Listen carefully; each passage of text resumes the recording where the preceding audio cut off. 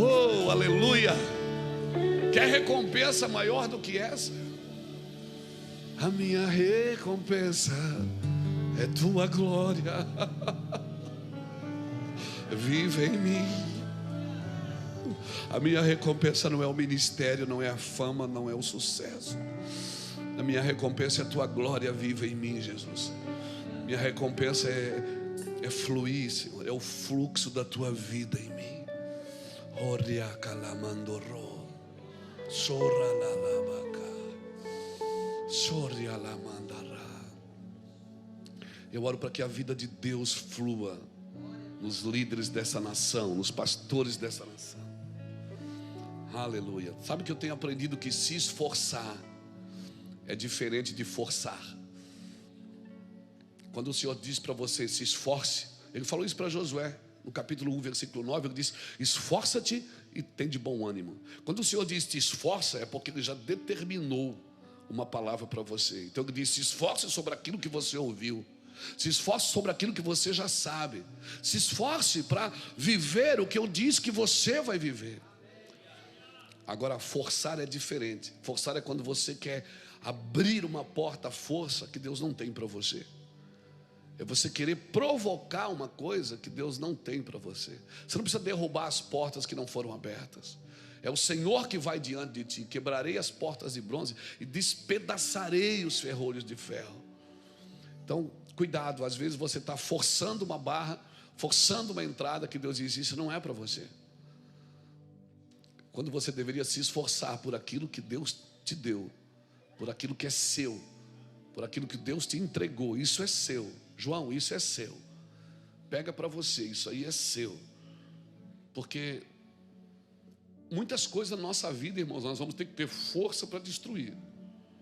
Mas força é para destruir, não é para edificar. Para edificar você não usa força, você usa sabedoria. Por isso que Deus usou Davi para um tempo para destruir, e depois usou Salomão com sabedoria para edificar. O problema é que quando você usa o dom que Deus te dá para você, isso é perigoso. Eu não vou economizar palavras, porque nós estamos aqui pastores e líderes, né? É ou não é? E a Bíblia diz, não sede vós muitos mestres, porque sobre vós o arroxo é maior, a pressão é maior. Então não sede de vós muitos mestres, né?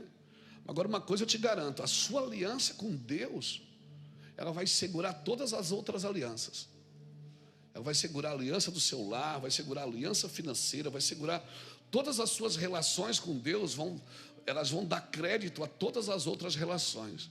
Por isso que uma pessoa que vai quebrando as relações com Deus, a intimidade com Deus, ela começa a correr risco em todas as outras áreas das suas relações, das suas alianças. Por isso que a Bíblia diz que aquilo que Deus une, aquilo que Deus faz, ninguém separa. Porque Deus, a aliança está presa no Senhor. Então, nós precisamos, como pastores e líderes, nós vivemos hoje numa cultura desenfreada de sucesso. Nós precisamos voltar a uma cultura de sacrifício. Nós precisamos voltar a uma cultura de sacrifício santo e agradável a Deus, que é o nosso culto racional. Ou seja, eu tenho que ter juízo para saber o que eu estou fazendo. Nós precisamos, um líder. Claro que o objetivo de um sacrifício não é ferir você, porque se Deus é que faz a ferida, quem é que sara?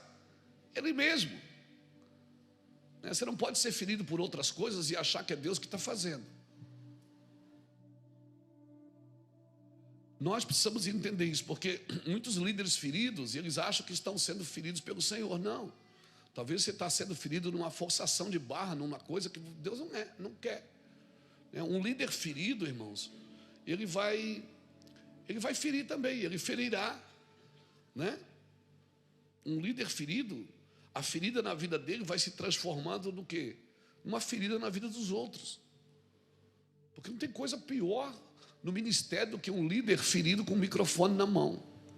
Por isso, quando você se sentir ferido, machucado, é melhor que você não fale. Melhor que você saia de cena, né? Um coração ferido, ele suspeita de tudo e de todo mundo. Pode ver que todo homem que é ferido, ele fica suspeitando de tudo.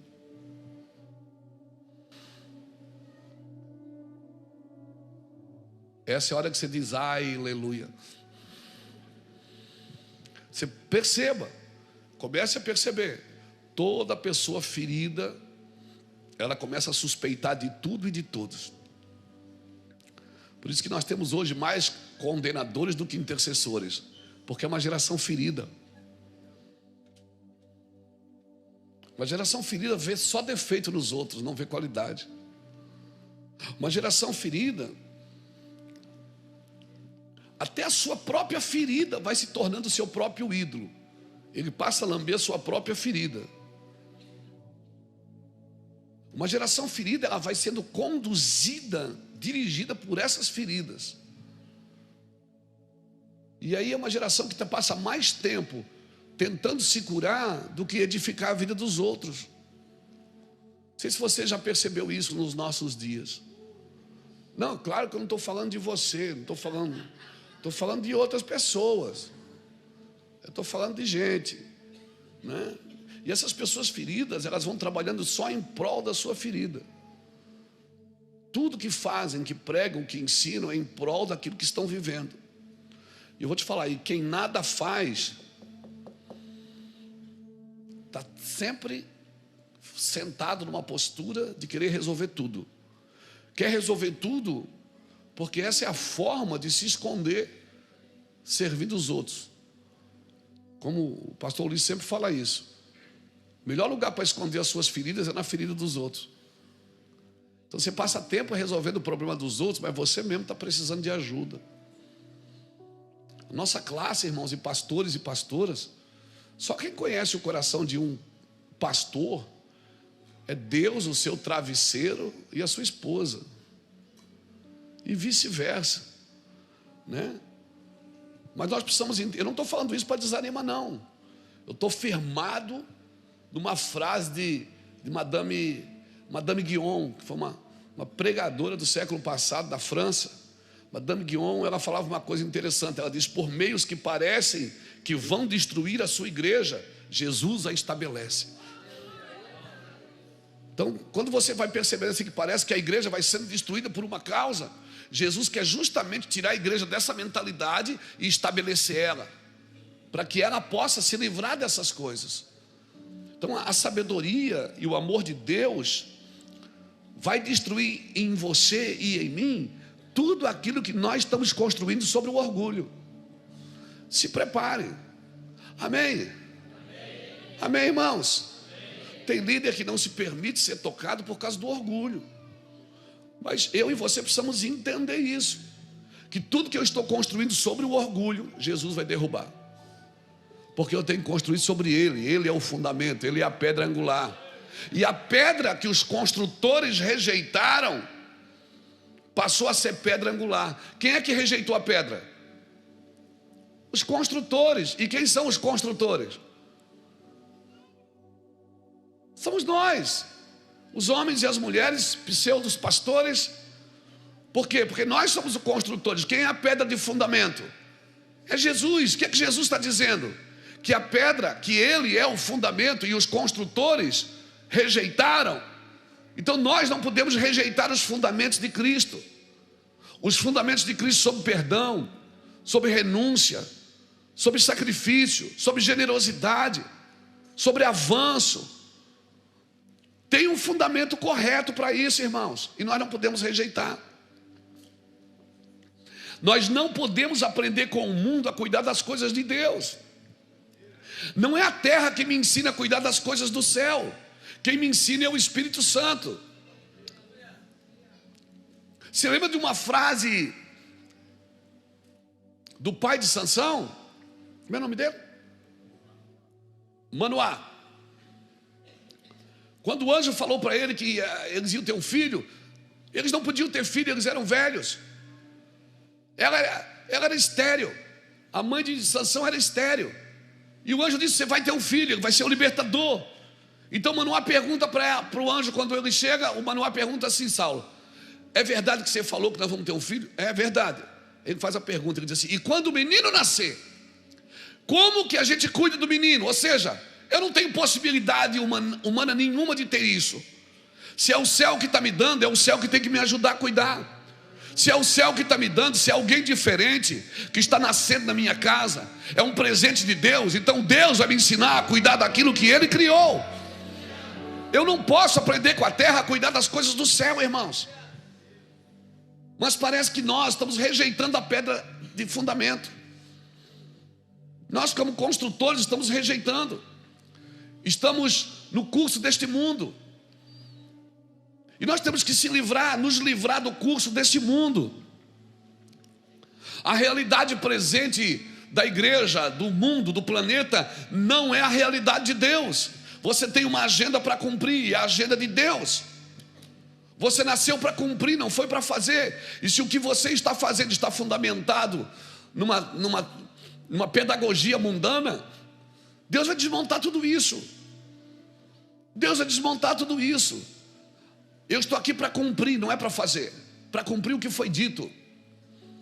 E Jesus nasceu em Belém para que se cumprisse o que fora dito. Foi morar em Nazaré para que se cumprisse o que fora dito. Desceu a Galileia para que se cumprisse o que fora dito. Muitas vezes você vai ver nos evangelhos a Bíblia dizendo: isso aconteceu para que se cumprisse o que fora dito.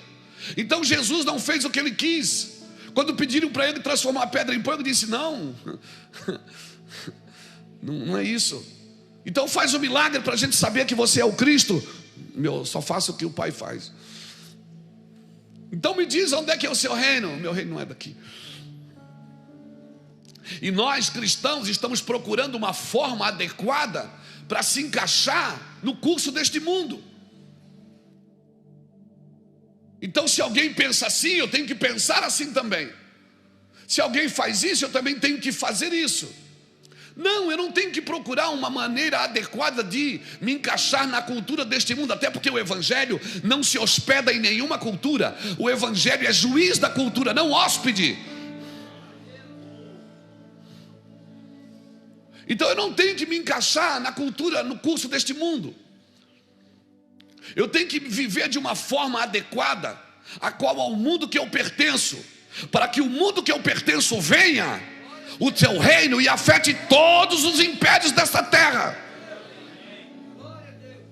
Foi para isso que você foi chamado, para afetar os impérios da terra.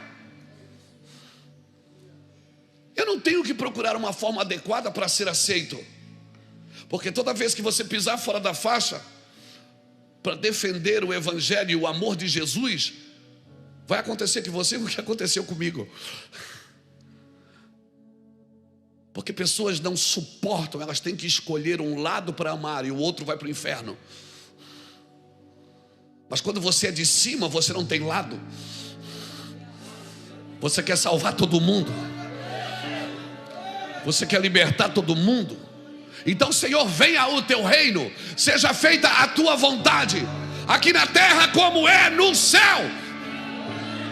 E a igreja não, a igreja perdoa o fofoqueiro, mas ela não perdoa o adúltero. Ela perdoa o corrupto, o mentiroso, o enganador, o desleal, mas ela não perdoa o imoral. Porque nós ainda classificamos quem merece e quem não merece. Isso é anátema. Isso é anátema. Isso não é evangelho.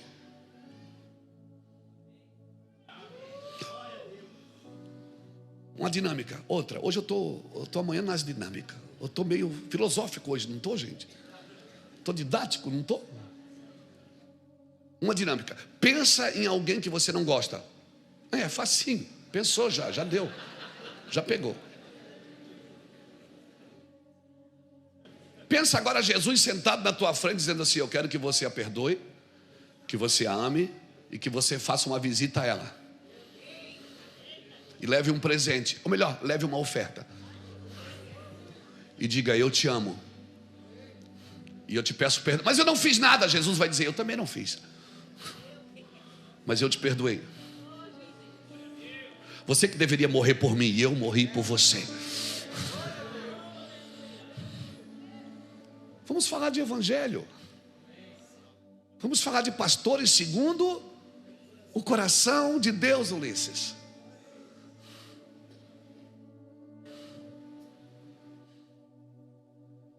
Isso é evangelho. Mas nós não, nós temos uma medida mundana, terrena, animal e diabólica. Essa é a sabedoria deste mundo. Mas a sabedoria que vem do alto é pura, pacífica, tratável, cheia de misericórdia, sem hipocrisia, sem parcialidade com o mal. A sabedoria do alto não é dualista. Ela tem um princípio: amar como Jesus ama, e o resto é anátema. Então seja bem-vindo. Tozer fala uma coisa interessante. Ele diz que Deus não se curvou à nossa pressa nervosa e nem adotou métodos de nossa era imediatista. Deus tem tempo para amar. Deus tem tempo para amar. Então, quer um conselho de pastor, de amigo? Atraia primeiro o Espírito Santo antes de atrair pessoas para o seu ministério. Porque o Espírito Santo vai te ensinar a cuidar de pessoas, a amá-las. Claro que você vai amar e vai se decepcionar muito. E você não vai poder ajudar quem não quer. E você vai fazer muitas coisas boas para essa pessoa. E o dia que você fizer uma ruim, pronto, já é o bastante. Mas eu já amei, só me decepcionei. E vai se decepcionar muito mais. É, pastor? É. E você vai confiar e vai se decepcionar. E você vai amar e vai se decepcionar. E a Bíblia diz, Mateus 24:12, que se por multiplicar a iniquidade, o amor de quase todos esfriará.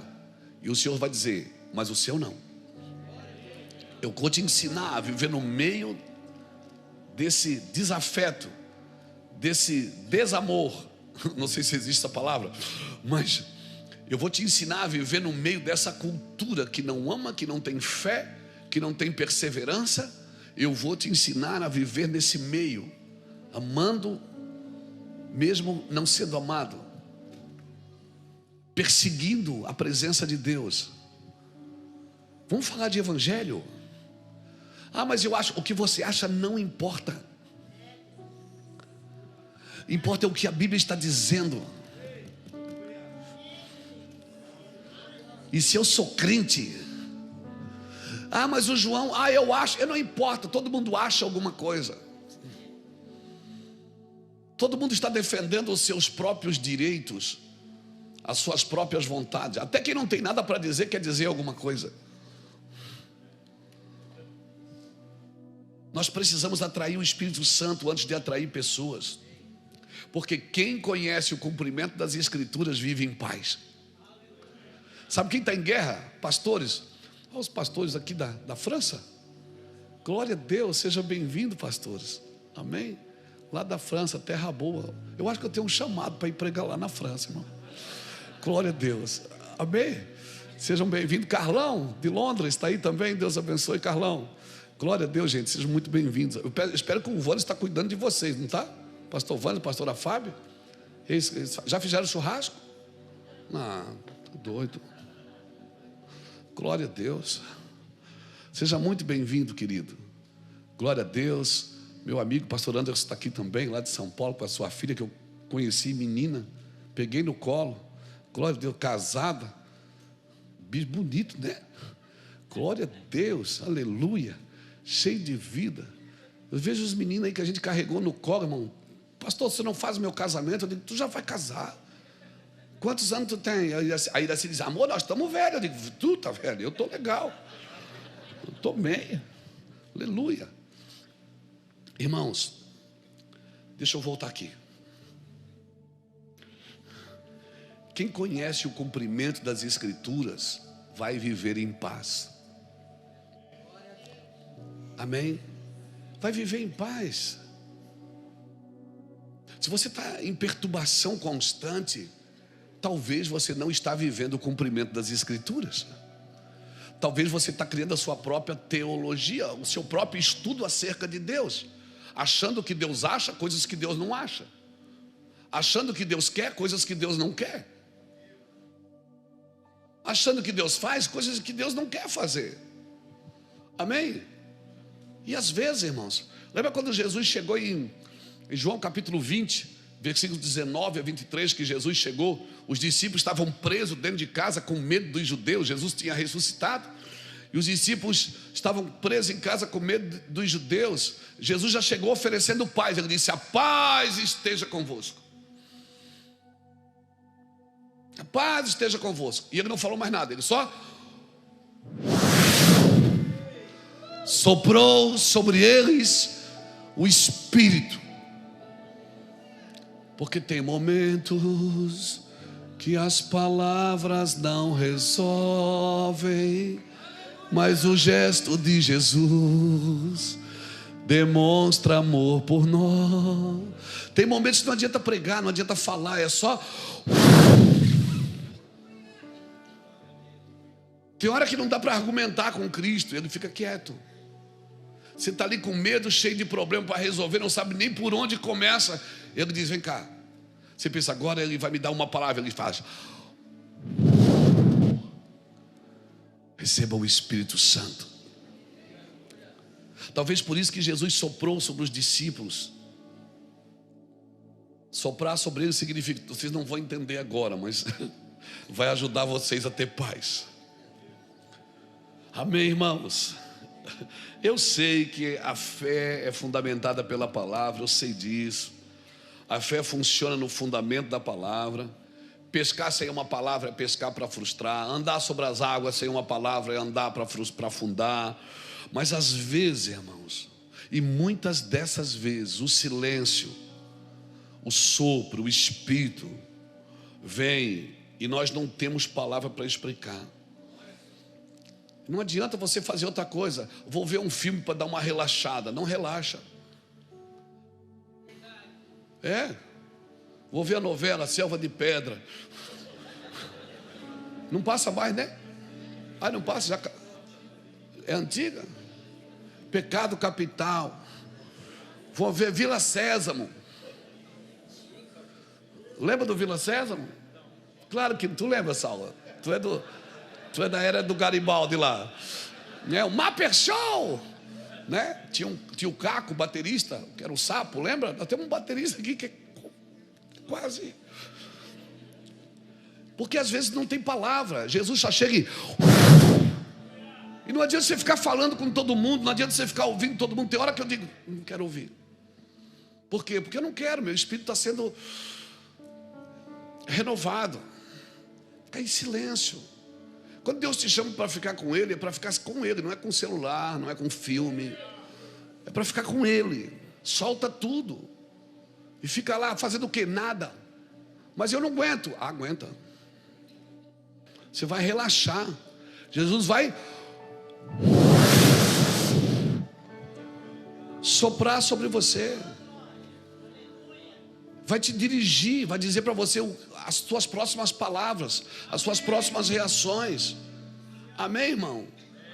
Aleluia.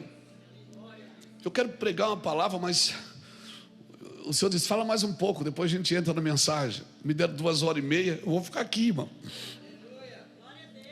Então, o lugar que Jesus deveria ensinar sobre adoração, qual é? Era o templo. E onde é que ele ensina sobre adoração? Em Samaria, num lugar contaminado, por uma mulher que já teve 5 maridos e o que ela tinha não era dela. Mulher casou 6 vezes, irmão.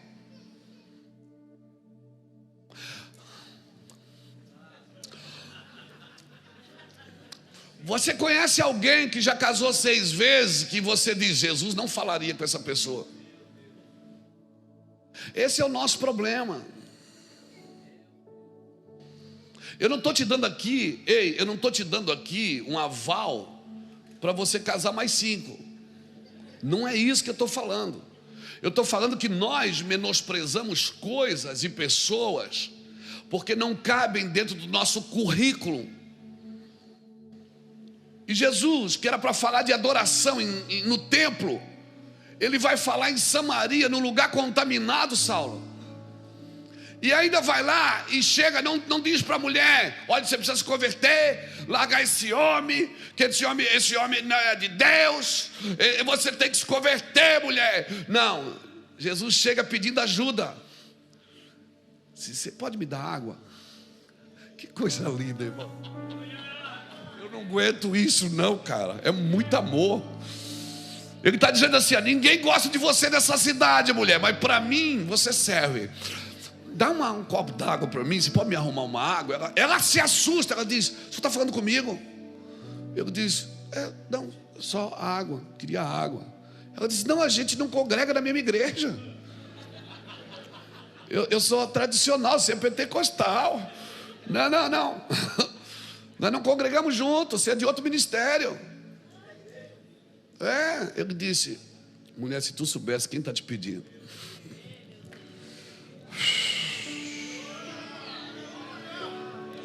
O problema é que você só pode salvar aquilo que você ama.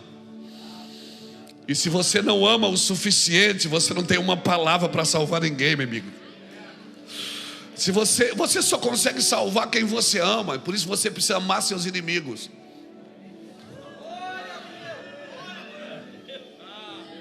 Dura coisa me pediste.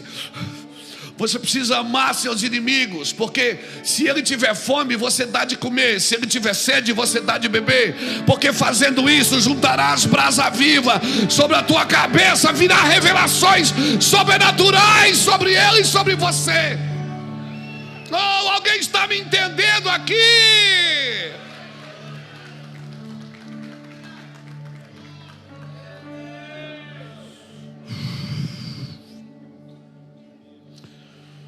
O lugar que ele deveria ensinar sobre adoração deveria ser o templo. Ele vai em Samaria, num lugar contaminado. E no templo ele faz o quê? Ele expulsa. Samaria ele atrai, e no templo ele expulsa. Não está meio fora do padrão humanista do que nós entendemos por igreja? Será que não está meio fora do nosso padrão? Não, nós estamos protegidos aqui. O mundo que está perdido. E Jesus diz: eu estou salvando no mundo porque vocês estão perdidos aqui dentro. Eu estou tendo que ir em Samaria porque vocês não vão. Eu estou tendo que engadar porque vocês não vão. Eu estou tendo que ir fazer algumas coisas porque vocês não fazem.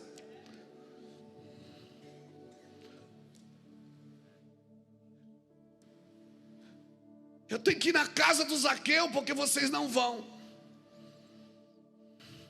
Porque ele é cobrador de impostos. Zaqueu desce. Zaqueu sobe para ver. Jesus diz: desce. E foi a única coisa que Jesus falou para Zaqueu. Jesus não pregou para Zaqueu, não chamou ele de ladrão, não chamou ele de mentiroso, não chamou ele de político corrupto. Jesus não falou nada. Jesus só disse: desce.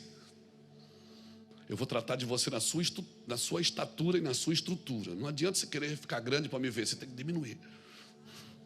Você tem que descer. A presença de Deus desmascarou a corrupção de Zaqueu. E a única coisa que Jesus falou foi: desce. Sabe qual é o nosso problema? É que nós valorizamos o conteúdo. Ou melhor, o rótulo, não o conteúdo. Irmão, o evangelho não tem ecografia, não tem ecografia, tomografia. Isso não dá para mostrar o coração das pessoas. Mas nós só vimos o rótulo, nós não vimos o conteúdo. Então eu vou te dar uma receita, pastores, antes de entrar. Eu não li a Bíblia ainda. Antes da gente entrar na mensagem, aprenda a ver as pessoas por dentro. Muitos viram Jesus, mas não conseguiram ver o Cristo nele. Viram Jesus, mas ele não é o filho do Zé, ele é o filho da Maria, porque eles conheceram segundo a carne. E a Bíblia diz: a ninguém conheceis segundo a carne. Quando se olhar para alguém, não veja a carne,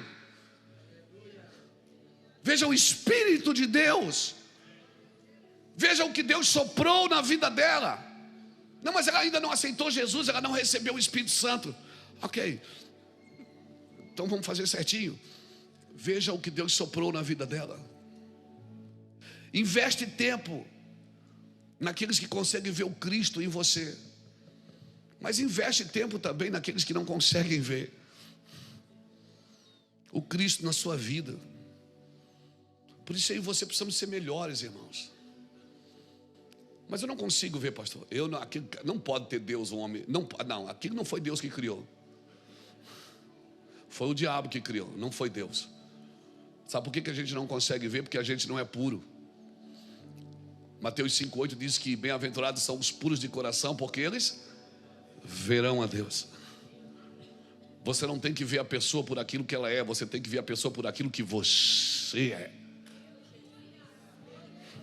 E se você é puro, você vai ver pureza das pessoas. E se você é santo, vai conseguir ver a não vou. Vai. Era isso que Jesus via nas pessoas. As pessoas diziam, não pode. Jesus vai na casa de Zaqueu. Jesus está conversando com Mateus, com Levi. Ele é cobrador de impostos. Jesus vai salvar Madalena. Não, Madalena não. Esse é o nosso problema, irmãos. É porque, sabe qual é o problema? Sabe onde é que tudo isso creio que começou na nossa vida? Quando Adão comeu a árvore do bem e do mal e parou de comer da árvore da vida. Quem fica comendo da árvore do bem e do mal, para de comer da árvore da vida. Enquanto Adão comia da árvore da vida, Deus disse para ele, não coma da árvore do bem e do mal. O bem não te liberta. O que te liberta é a verdade. Amém? Deus te liberta com a verdade, para que você pratique o bem. Mas quando Adão comeu da árvore do bem e do mal, abriram os seus olhos. Agora ele passou a ser conhecedor do bem e do mal. E agora, porque a humanidade passou a ser conhecedora do bem e do mal, ela parou de comer da árvore da vida. E agora, porque a humanidade passou a conhecer o bem e o mal, ela que decide o que é bom e o que é ruim. E por isso que Deus disse, ela não pode comer mais da árvore da vida. Mas um dia, se ela vencer o mal com o bem,